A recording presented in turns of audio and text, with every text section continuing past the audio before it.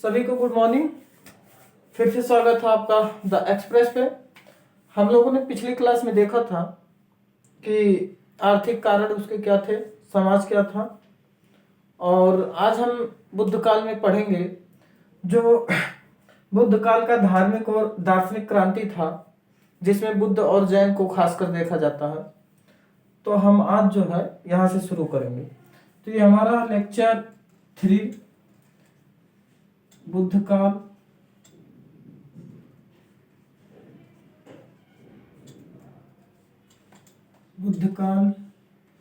और इसमें जो हो 600 से 321 BC, ये है लेक्चर 3 इसका। अब इसमें हम लोगों को जो देखना है वो है बुद्ध काल धार्मिक दार्शनिक क्रांति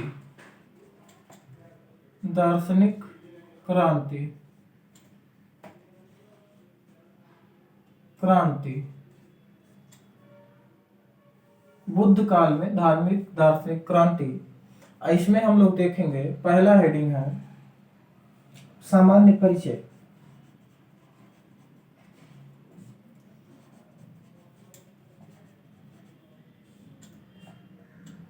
पहला है सामान्य परिचय। तो इसमें देखिएगा कि बुद्ध काल में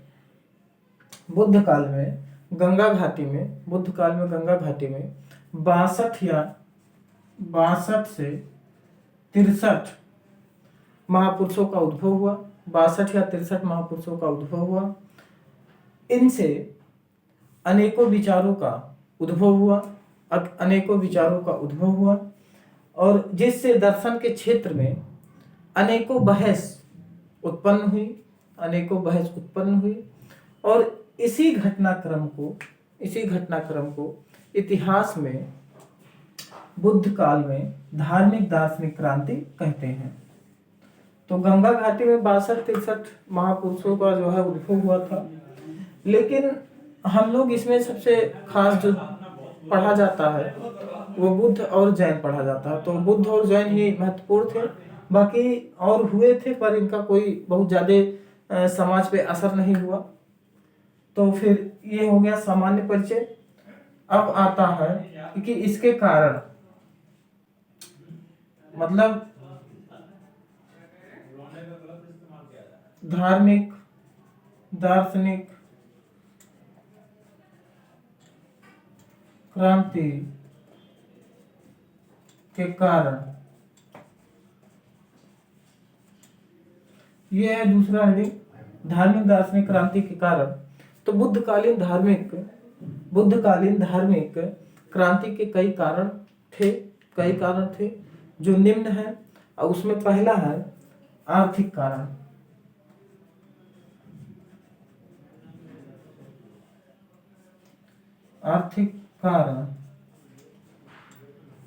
इसमें पहला है आर्थिक कारण। तो हम लोग देखेंगे कि इस काल में आर्थिक कारण में इस काल में नई कृषि मूलक अर्थव्यवस्था, व्यापार वाणिज्य, नगरीकरण का विकास हुआ। वैदिक धर्म में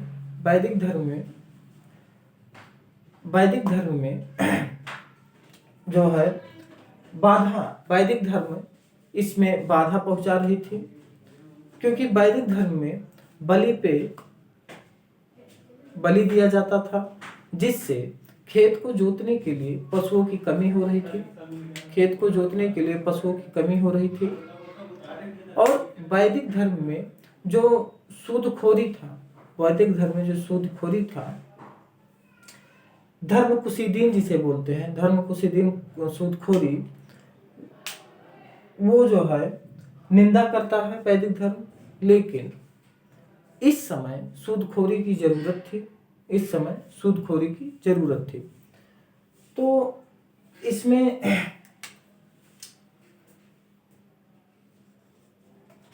जो कृषि मूलक अर्थव्यवस्था का विकास हुआ, व्यापार वाणिज्य, जिससे कृषि सरप्लस हुई, जनसंख्या सरप्लस हुई।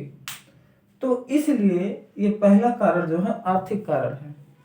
फिर हम दूसरा देखते हैं, सामाजिक कारण। सामाजिक कारण, सामाजिक कारण। अब इसमें जो है सामाजिक कारण में एक आ जाता है वर्ण व्यवस्था, जो जटिलता थी, वर्ण व्यवस्था की जटिलता, वर्ण व्यवस्था की जटिलता हो गया। इसी में भी आ जाता है कि सामाजिक जीवन में तनाव, सामाजिक जीवन में तनाव एवं अधिकारों को लेकर विरोध करना, को लेकर विरोध करना। हम बुद्ध और इसमें पढ़ेंगे कि सभी लोगों को इनके मतलब जो संघ हुआ करते थे उसमें जाने की छूट थी, चाहे महिला हो पुरुष हो, किसी भी वर्ण जाति विशेष के लिए कुछ ऐसा नहीं था कि केवल क्षत्रिय जाएंगे या ब्राह्मण। इसके बाद आता है धार्मिक कारण।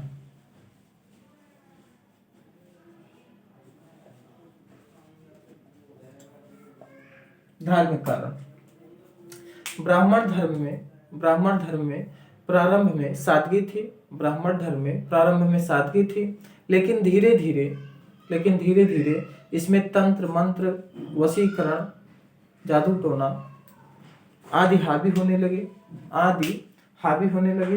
इससे धार्मिक जीवन जटिल होने लगा। फलतः इसका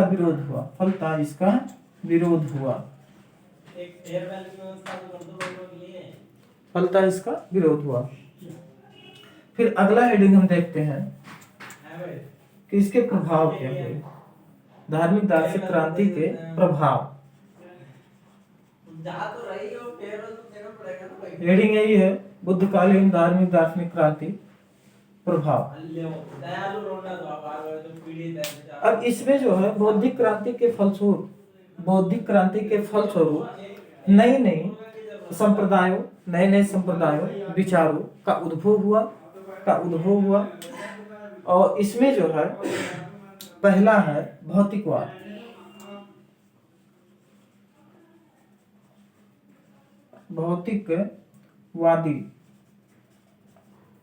और दूसरा है इसमें भौतिकवादी, और दूसरा जो आ जाता है आपका ये दर्शन के क्षेत्र में, भौतिकवादी दर्शन तो ये जो है केवल भौतिकतावाद की बातें करते हैं, केवल सुख काम इसी जीवन में, सुख दुख और इसी जीवन की चर्चा करते हैं। तो ये ज्यादा इंपॉर्टेंट नहीं है।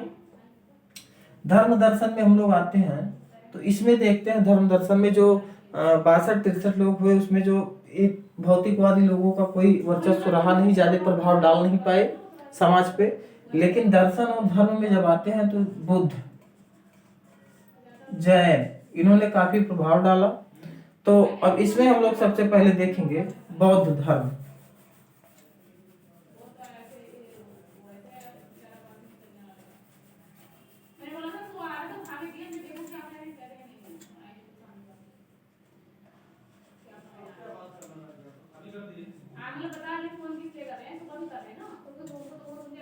बौद्ध धर्म, अब बौद्ध धर्म में पढ़ेंगे हम सब बुद्ध, उसके बाद में दर्शन, शिक्षा, उसके बाद में संघ, ये 3 चीज पढ़ना है। तो बुद्ध के बारे में सामान्य परिचय, पहला हेडिंग सामान्य परिचय इनका पहला हेडिंग बुद्ध का।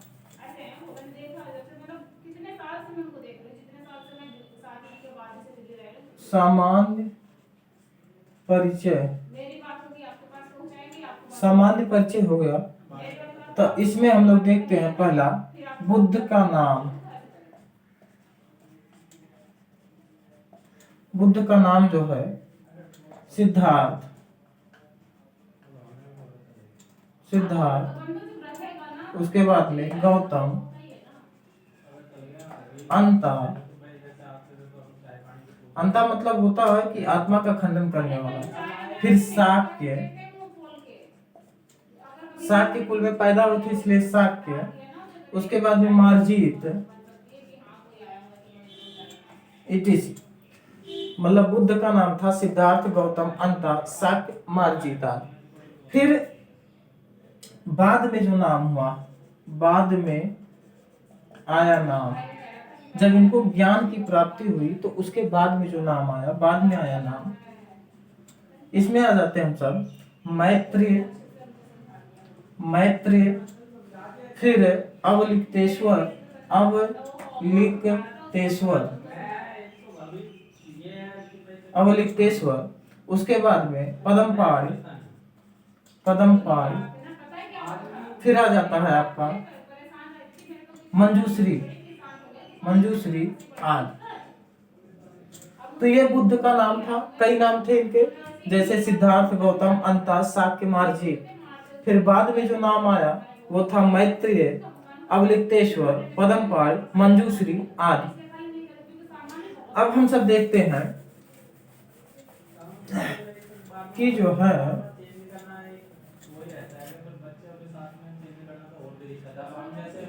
पिता का नाम क्या था? पिता का नाम था इनके शुद्धोधन, शुद्धोधन नाम था पिता का इनके, शुद्धोधन। माता का नाम महामाया, पत्नी का नाम था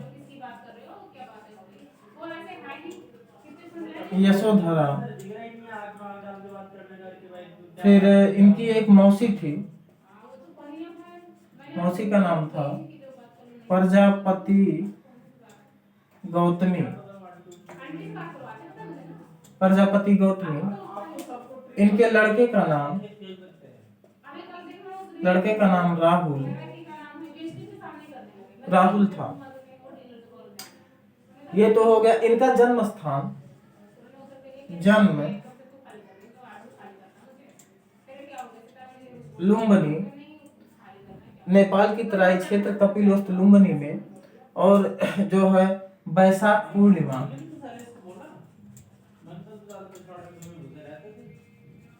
बैसाख पूर्णिमा के दिन हुआ था। ये 563 ईसा पूर्व में इनका जन्म हुआ था। मृत्यु इनकी हुई थी 483 ईसा पूर्व, मृत्यु। और इसी दिन बैसाख पूर्णिमा के दिन 483 ईसा पूर्व में मृत्यु भी हुई थी। और इन्होंने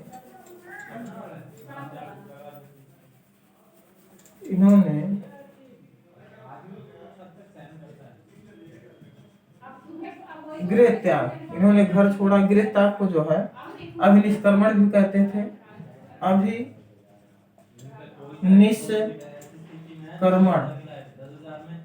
अभिनिष्क्रमण भी कहते थे। 29 वर्ष की आयु, 29 वर्ष की आयु में गृह त्याग, अभिनिष्क्रमण किया 29 वर्ष की आयु में। क्या कारण थे जिसे देखकर उन्होंने घर छोड़ा? तो इन्होंने अपने राज्य में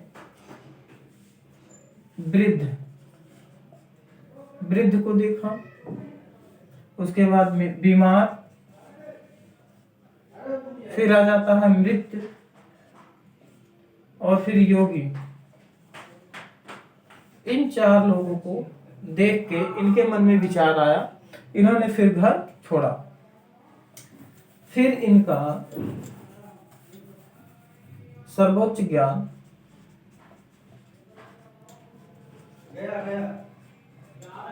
सर्वोच्च ज्ञान प्राप्ति स्थल जो था वो था इनका बोध गया।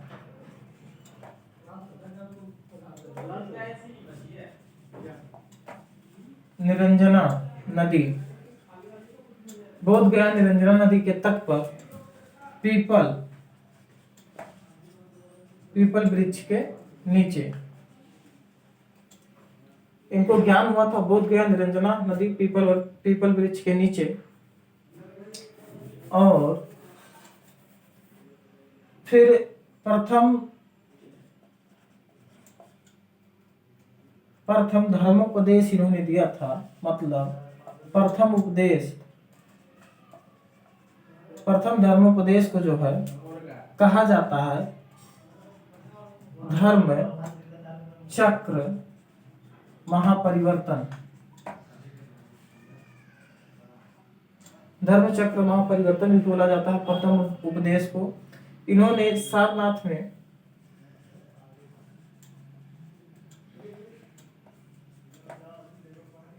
ऋषिपत्तन एवं मृगदाव में प्रथम उपदेश इन्होंने सारनाथ में ऋषिपत्तनम और मृगदाव जो है इन्होंने दिया था 5 सन्यासी को पहला उपदेश इन्होंने दिया था।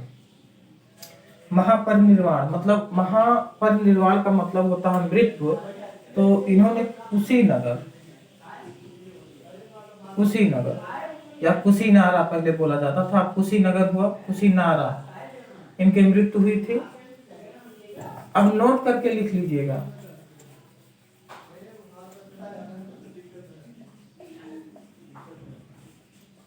नोट, बौद्ध धर्म में सर्वोच्च ज्ञान की प्राप्ति को निर्वाण कहा गया है। सर्वोच्च ज्ञान की प्राप्ति को निर्वाण कहा गया है।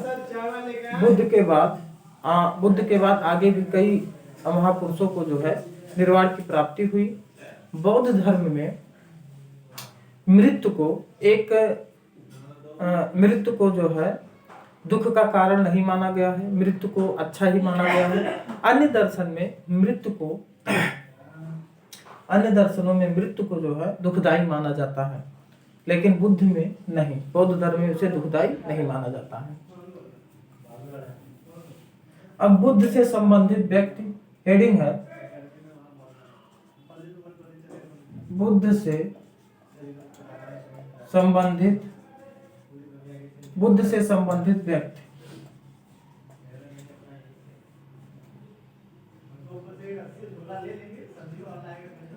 शासक इसके थे, मतलब बुद्ध से संबंधित व्यक्ति जो इसके अनुयायी और शासक इसके टाइम में थे वो थे प्रसेनजीत, अजातशत्रु, प्रसेनजीत और बिंबिसार। शासक थे। नंद कुमार बड़े भाई थे। नंद कुमार बुद्ध के बड़े भाई थे। अलार कलाम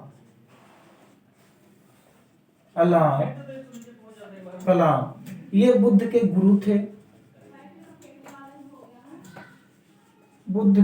गुरु थे। उसके बाद में सारिपुत्र महामुग्धलायन राजगिरी के ब्राह्मण थे जो बाद में बुद्ध के अनुयायी हुए, शिष्य हुए और सांची की पहाड़ी में इनकी स्तूप बनी है। आ जाते हैं विशाखा आ जाती है। ये बौद्ध संघ की प्रथम महिला अध्यक्ष थी। बौद्ध संघ की प्रथम महिला अध्यक्षा विशाखा थी।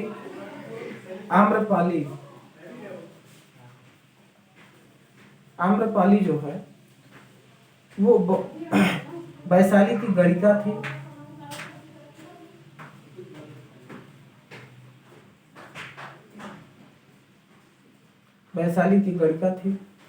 कंथक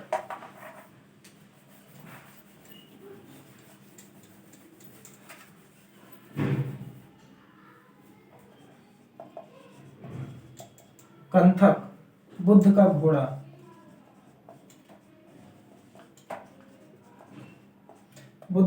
था कंथक। चन्ना बुद्ध का सारथी। आनंद ये शिष्य थे बुद्ध के। बुद्ध का शिष्य आनंद, बुद्ध का साथी चन्ना और बुद्ध का घोड़े का नाम कंथक था। फिर हम लोग बुद्ध से संबंधित प्रतीक देखेंगे।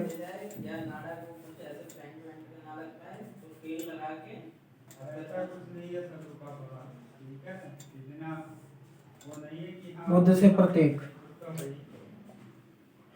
बुद्ध की मृत्यु के बाद उनके जीवन में, बुद्ध की मृत्यु के बाद उनके जीवन की घटनाओं को बौद्ध ने कई प्रतीकों से जोड़ा है, कई प्रतीकों से जोड़ा है। इन प्रतीकों के माध्यम से उन्हें याद किया जाता है जो निम्न है। जैसे जन्म का प्रतीक, जन्म का प्रतीक, जन्म का प्रतीक हाथी बैल कमल पुष्प, हाथी बैल कमल पुष्प। फिर आ जाता है आपका गोत्र का प्रतीक,